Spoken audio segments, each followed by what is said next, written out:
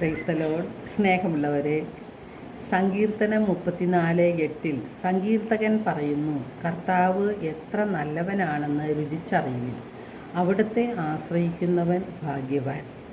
ക്രൈസ്തവരായ നാം എല്ലാവരും ക്രിസ്തുവിൽ വിശ്വസിക്കുന്നവരാണ്.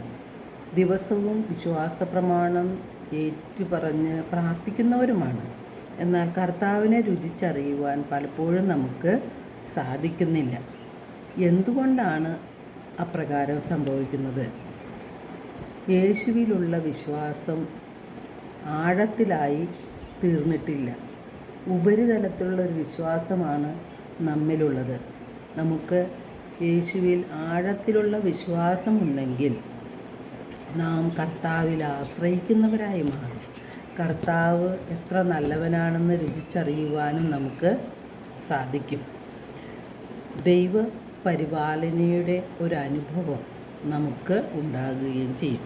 നമ്മുടെ സമ്പത്തും നമ്മുടെ കഴിവുകളും നമ്മുടെ സമയവുമെല്ലാം യേശുവിനെ പ്രതി മറ്റുള്ളവരുമായി പങ്കുവയ്ക്കുമ്പോഴാണ് നമ്മുടെ വിശ്വാസം സജീവമായി മാറുന്നത്.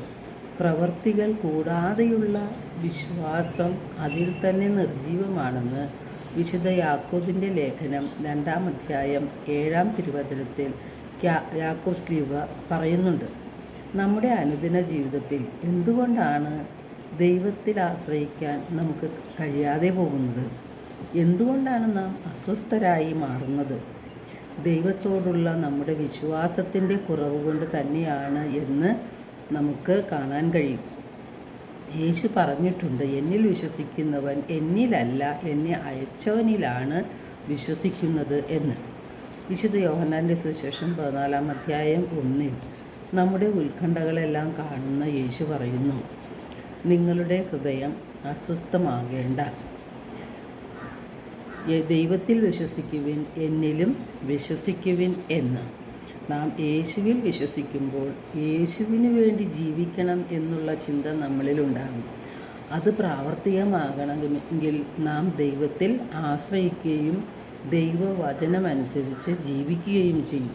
അങ്ങനെ കർത്താവിൻ്റെ സംരക്ഷണവും കർത്താവ് നല്ലവനാണ് എന്നുള്ള ഒരു അനുഭവവും നമുക്കുണ്ടാകും. എല്ലാവർക്കും ഒരു നല്ല ദിനം ആശംസിക്കുന്നു. ദൈവം നമ്മെ ഓരോരുത്തരെയും സമൃദ്ധമായി അനുഗ്രഹിക്കട്ടെ.